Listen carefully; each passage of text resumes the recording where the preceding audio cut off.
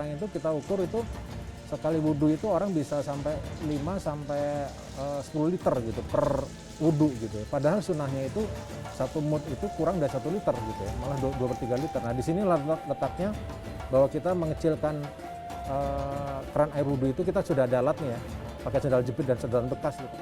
Nah ini keran yang tanpa sendal jepit, ini yang keran tanpa ini. Jadi kalau kita bandingin ya, nah ini sangat beda gitu ya. Allahu Akbar, Allahu Akbar. Nanti rongsok tersebut akan kita jadikan uang untuk biaya kajian anak-anak tahfiz Quran, untuk membiayai sosial yang tadi diantaranya Zanais, menengok orang sakit. Bahkan kita di sini ada cadangan air dari PDAM, tapi hampir kita nggak pernah pakai karena dari sumber air kita sendiri sudah cukup. Nah untuk penghematan air wudhu yang kita pernah coba itu bisa menghemat kurang lebih 70% air, Bu. 70% air. Ruangan-ruangan yang itu bisa dilihat masjid yang segitu tingginya tanpa pakai AC, sehingga bisa nyaman orang yang beribadah gitu kan. Yang ketiga juga air, karena berwawasan lingkungan pasti air hujan harus kita pakai. Nah itu air hujan juga bisa dilihat ya, bahwa air hujan kita pakai ditampung terus dipakai wudhu.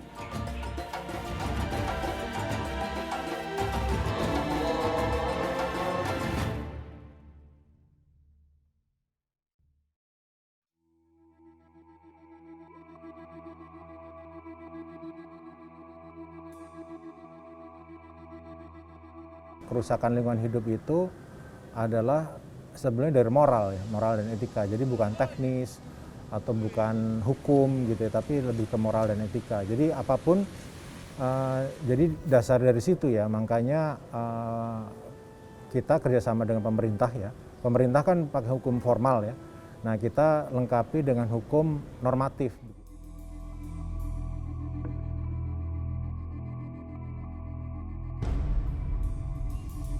Dalam Islam itu ada ini ya, hablum minallah. Hablum minallah itu kita berhubungan dengan Allah, hablum minanas dengan manusia gitu, dan hablum minal alam gitu. Karena kita sebagai berhubungan dengan alam ya, karena kita sebagai khalifatullah fil ard ya, kita sebagai khalifah di bumi ini yang dipercaya oleh Allah untuk bawa amanah untuk menjaga bumi dan segala isinya, itu adalah tanggung jawab kita dan itu akan diminta pertanggungjawabannya nanti gitu ya. Kalau kita tidak bisa menjaga bumi dan isinya. A'udzu billahi minasyaitonir rajim. Bismillahirrahmanirrahim. Ar-Rahman 'allamal Qur'an, khalaqal insan, 'allamahul bayan. Asy-syamsu wal qamaru bihusban. والنجم والشجر يسجدان والسماء رفعها ووضع الميزان ألا تطغوا في الميزان وأقيموا الوزن بالقسط ولا تخسروا الميزان والأرض وضعها للأنام. Nah, jadi ini kepentingannya adalah kepentingan baik dirinya sendiri, kemudian orang lain dan keturunan mereka nanti ke depan gitu ya. Karena lingkungan ini, hidup ini sangat berhubungan sangat luas begitu gitu. Nah, di sinilah letaknya pentingnya bahwa masyarakat ini juga perlu ikut sadar gitu ya, karena itu adalah sebenarnya tugas kita masing-masing gitu sebagai khalifatul fil ard. Allahu Akbar, Allahu Akbar. Allah.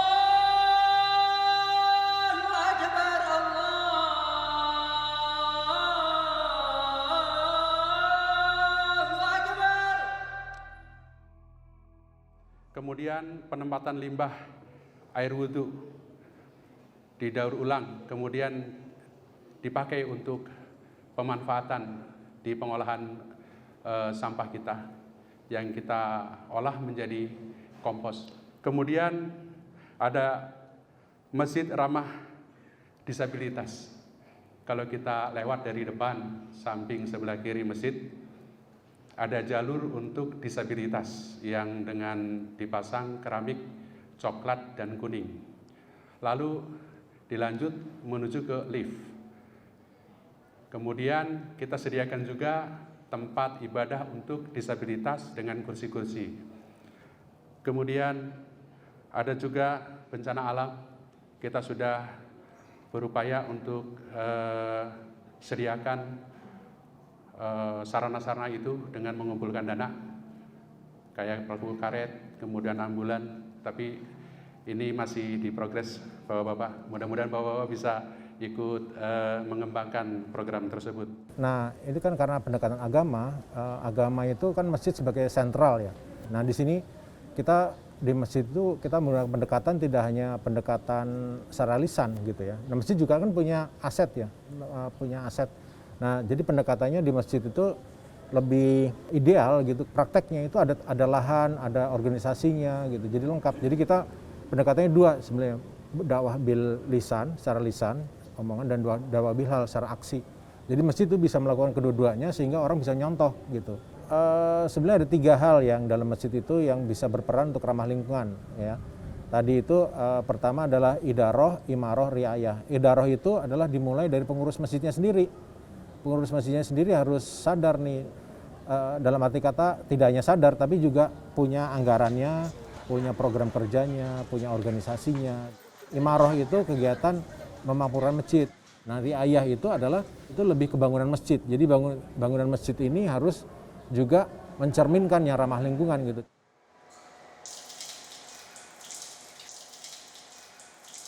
Masjid itu harus menyediakan air ya. Air itu untuk taharah kan, untuk bersuci, untuk sahnya ibadah.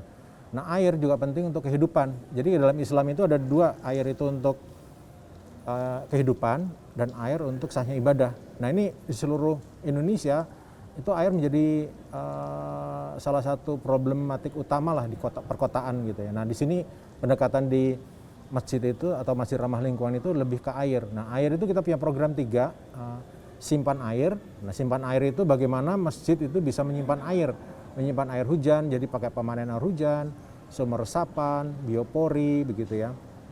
Kemudian embung gitu ya. Nah, kemudian hemat air. Nah, hemat air itu adalah bagaimana keran air wudhu itu bisa dihemat. Nah, ini keran yang tanpa sendal jepit, ini yang keran tanpa ini. Jadi kalau kita bandingin ya.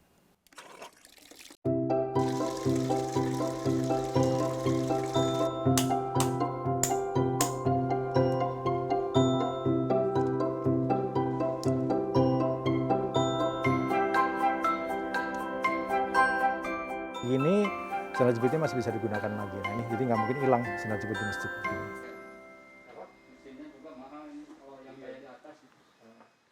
Karena bekas air wudhunya kita olah kembali, jadi kita alirkan di salah satu filter air, dari filter itu ditampung di toren besar. Nah, dari toren besar kan airnya sudah mulai bersih setelah difilter tadi. Lalu disalurkan lagi ke toren atas untuk memanfaatkan gravitasi bumi, seperti toren di atas itu ya, yang warna biru. Nah, dari sana baru kita alirkan sesuai dengan kebutuhan. Jadi ini adalah sumur resapan di Masjid Baitul Ma'mur. Ini diperuntukkan untuk menampung air sisa cucian dari yang agak kotor ya Pak. Biasanya masjid itu kan ada cuci piring, cuci gelas dan lain-lain. Itu nanti airnya kita tampung di sini sumur resapan. Begitu juga dengan air wudhu di sini, tampung di sini. Nah, sumur resapan sendiri ini dalamnya 3 meter kurang lebih dan di bawahnya ada lubang biopori. Ada 5 atau 6 lubang biopori di bawahnya. Tujuannya itu untuk agar resapan ini turun ke bawah dan tidak gampang penuh. Nah, bekas air wudhu ini yang sudah difilter tadi bisa dimanfaatkan kembali untuk ternak lele, untuk menyiram tanaman, dan hasil akhirnya nanti disalurkan ke sumur resapan. Di mana sumur resapan ini sangat penting untuk ke sumber air yang ada di masjid. Bahkan bisa digunakan untuk membantu proses pembuatan kompos yang ada di rumah kompos yang ada di perumahan ini. Gitu. Jadi tidak ada air yang terbuang, mulai dari curah hujan, dari bekas wudhu, dari pemakaian cuci dan membersihkan lantai, semua kita tampung. Air wudhu misalnya kita buatkan keran hemat air. Ya pada awalnya misalnya pada saat kami mengaplikasikan hemat air dalam berwudhu. Nah itu ada beberapa komplain dari jamaah. Ada yang ngomong ini jamaahnya pelit sekali, DKM-nya pelit sekali gitu, air wudhu aja dihemat-hemat. Nah, tapi setelah kita edukasi, kita sosialisasi bahwa tujuan kita di sini adalah penghematan untuk masjid yang ramah lingkungan, alhamdulillah jamaah ini bisa mengerti dan bahkan mendukung saat ini.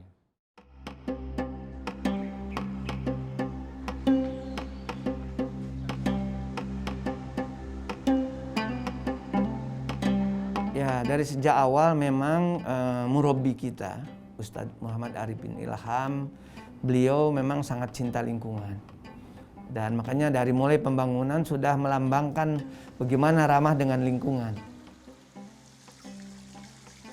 Dari mulai tamannya, dari mulai bangunannya, semuanya tertuju kepada searah dengan pelestarian lingkungan. Memang dari sejak awal masjid ini kita dibuat dengan konsep ramah lingkungan. Makanya kita bisa dilihat bahwa masjid yang besar begitu, ya kita tidak pakai AC, tapi adem. Nah bisa bayangin bagaimana penghematan listrik bisa dilakukan. Terus yang kedua tentang lampu-lampunya listrik ya. Nah, listriknya itu kita juga sudah pasang LED semua. Sehingga mengurangi, karena bisa dibayangin misalnya ada 100 atau 300 lampu yang ada di atas aja itu kali 70 watt sudah berapa gitu kan. Nah tapi dengan LED hanya 7 watt. Nah kalau 7 watt kali 300 sudah hanya 210 kan, dari harusnya 21.000. Nah ini sangat menghemat listrik.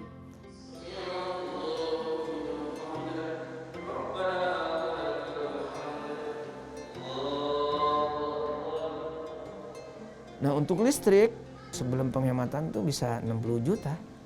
Tapi sekarang hanya 30, karena 30 tuh kenapa kita? Karena kita ada santri. Di kita kan ada SMPIT, ada MI, ada MA gitu kan. Mengaji tahfiz Al-Quran kan berjalan terus. Tapi udah 50% lebih penghematannya. Penggunaan air ini, saya sudah mencoba bahwa air digebur, dibuka, itu wudhu itu bisa 13 liter sampai tutut. Kan biasanya di satu tempat tur gitu. Nah kita hemat, yaitu dengan memasukkan karet bekas sendal jepit, dicetak, setelah itu dibolongin, kerannya dibuka, dimasukin ke dalam keran di dalam. Sehingga air hanya menghabiskan dengan wudhu yang nyaman, itu hanya menghabiskan 3 liter.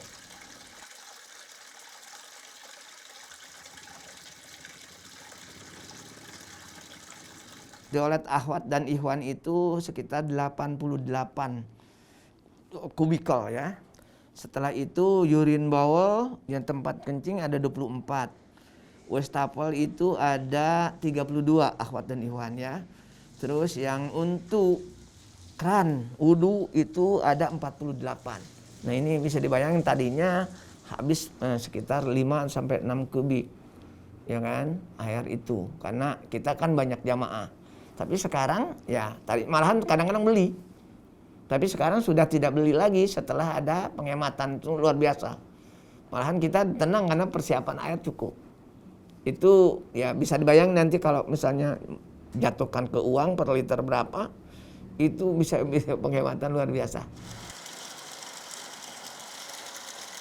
Tapi air hujan kita tampung dan kita kasih toren. Air hujan masuk ke dalam toren nanti tersalur untuk air wudhu. Nah itu juga menjadi hemat. Jadi tidak menggunakan air artesis terus ya. Air sumur, nah, kalau tiba-tiba emergensi kering baru kita pakai. Dan untuk taman juga ya taman-taman kita usahakan bahwa menghemat air bisa juga daur ulang air yang bekas bisa dipakai nyiram. Gitu. Jadi tidak banyak menghabiskan air.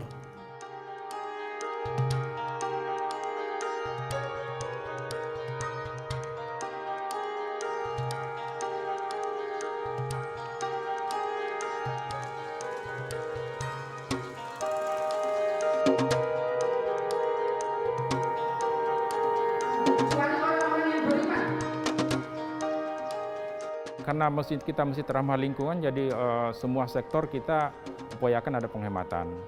Untuk pemakaian kertas, kita di sini sudah tidak menggunakan banyak kertas, kita ganti dengan mading digital. Jadi semua pengumuman, laporan keuangan, laporan kegiatan, dan semua aktivitas masjid kita umumkan lewat mading digital.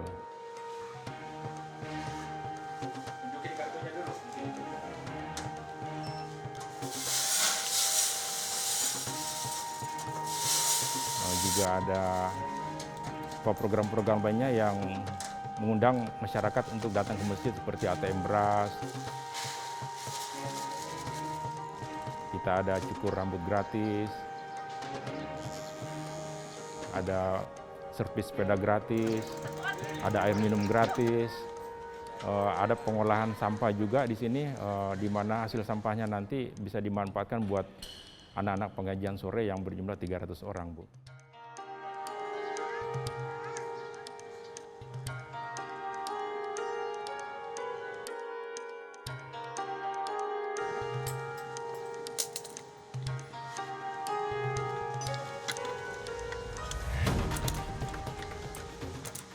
Saya sendiri sih, saya memandang bahwa dengan ilmunya atau dengan hartanya mereka beramal itu. Saya memandang dari segi itu, terus saya punyanya itu tenaga atau jasa gitu, untuk beramal juga ya buat jamaah.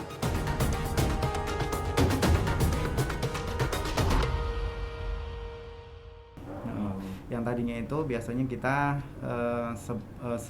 biasanya Sabtu Ahad ya, untuk Sabtu Ahad itu kita ngambil rongsoknya, kemudian penjualan juga sepekan sekali itu biasanya 3-4 juta, sekarang insya Allah sih sekitar 5-6 juta. Alhamdulillah ada peningkatan ya? Iya, puasanya kita menghafal Al-Quran itu nggak harus mahal gitu kan, kita bisa gratiskan, kita free kan dengan saling bekerja sama. Adanya apa, kita di rumah walaupun nggak ada uang, tapi ketika ada barang yang mungkin juga tidak tidak bisa dipakai untuk pribadi gitu kan, tapi bisa kita manfaatkan barang-barang, ayo, karena itu semuanya akan kembali kepada mereka. Dan insya Allah dengan berinfak barang-barang bekas itu akan menjaga keikhlasan. Ngomong-ngomong, ini yang 300 anak yang ngaji ini udah berapa hafalannya atau bertingkat-tingkat? Iya, yang baru kita ada seleksi dulu sebelum masuk, ada yang belum bisa baca nanti masuk Iqra. Kemudian ada yang di juz 30, ada di 28, ada di 27, 29, ada juga yang sudah 8 juz. Lalu untuk penggunaan sampah-sampah bekas tadi, di sini kita ada Pajero, pasukan jemput ronsok, yang nanti dari hasil penjualan sampah-sampah tadi itu bisa buat membantu anak-anak pengajian sore. Lalu kelihatan di sini setelah ada predikat kita dapat masjid yang ramah lingkungan, masjid kita terlihat lebih bersih, Bu, lebih nyaman, dan jamaah juga makin bertambah yang datang ke masjid. Semua sampah-sampah plastik dimasukkan di situ sebagai sedekah daripada jamaah yang datang ke masjid. Yang kedua, untuk khusus kertas, kardus, dan box, ini juga kita siapkan terpisah. Nanti secara periodik Pajeronya ini pasukan jemput ronsok akan mengambil, lalu ditampung di tempatnya, dijual, dan hasil penjualannya ini buat membantu pengajian anak-anak sore. Allahumma inni as'aluka wa asyhadu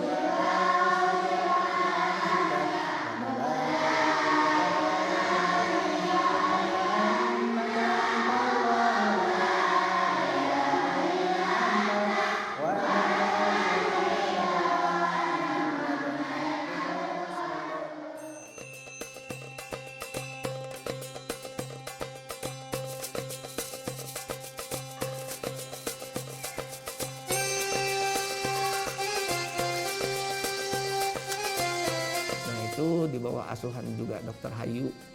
Dan kita melanjutkan, nanti tinggal pembenahan tempat sampah ya kan, supaya semuanya menjadi lingkungan. Sudah mulai ada bank sampahnya di depan ya kan. Ya, nanti bank sampah dikumpulin, dijual sampahnya, itu menjadi pemasukan ke masjid gitu kan. Jadi ramah lingkungan itu betul-betul kita praktekkan. Iya, fasilitas masjid karena gini, nanti dia infak itu kan kita semaksimal mungkin untuk pelayanan jamaah. Ya, misalnya air, keran, perbaikan pintu kamar mandi supaya mereka lebih nyaman gitu. Ya, itu jadi dari masyarakat kembali ke masyarakat. Sesuai dengan arahan pemerintah, ya arahan Pak Yusuf Kalla sebagai Ketua DMI, masjid itu ada istilah memakmurkan masjid dan dimakmurkan masjid. Jadi masjid bukan hanya tempat sarana ibadah aja, tetapi sarana ekonomi dan sarana pendidikan yang betul-betul sesuai dengan zaman Nabi. Harapan kita ke depan bahwa menjadi Eko Masjid Indonesia, kita ingin menjadi yang sudah dijadikan role model bagi seluruhnya, dan saya juga ingin bekerja sama dengan DMI memberikan edukasi ya, bukan kita merasa bahwa kita hebat, bukan, tapi sharing apa yang telah kita lakukan, bahwa masjid itu satu berfungsi sebagai sarana ibadah, ya kan? Kedua, edukasi tentang lingkungan hidup. Ya, bagaimana sih memelihara masjid? Rapi, bersih, teratur, ya kan? Terus yang ketiga, pelayanan.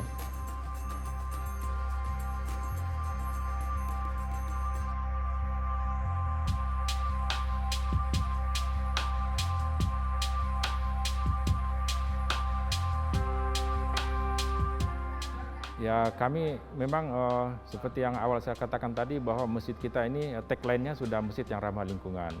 Karena itu kita akan tetap di posisi itu dan berharap jadi percontohan tidak hanya di tingkat kabupaten tapi bisa provinsi bahkan nasional.